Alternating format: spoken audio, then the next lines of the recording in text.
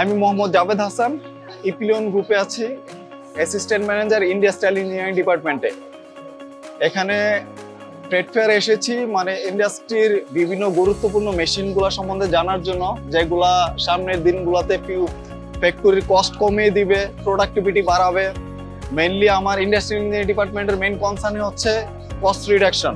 এই ব্যাপারে মেইনলি আমি যেহেতু কস্ট রিডাকশন করতে হবে আমার ফিউচারে ইন্ডাস্ট্রি লেভেলগুলো টিকে থাকার জন্য, তাহলে প্র্যাকটিক্যাল ধারণা নেওয়ার জন্য এসেছি।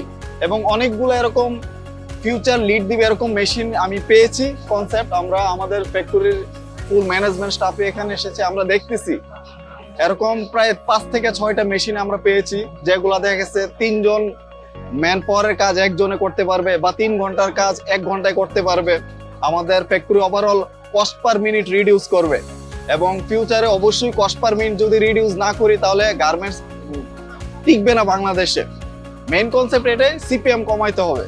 এটার জন্য আসলে অটোমেশনের বিকল্প কিছুই নাই আমাদের দেশে। অ্যাকচুয়ালি আমার সিলেক্টেড কোনো সাপ্লায়ার ছিল না। আমি এই শোগুলা গত 6-7 বছর যাবত আমি যেহেতু গার্মেন্ট ইন্ডাস্ট্রিতে জব করি, আমার কনসার্ন ছিল এই ধরনের ফেয়ার আসলে আমি প্রতি বছরই আসি।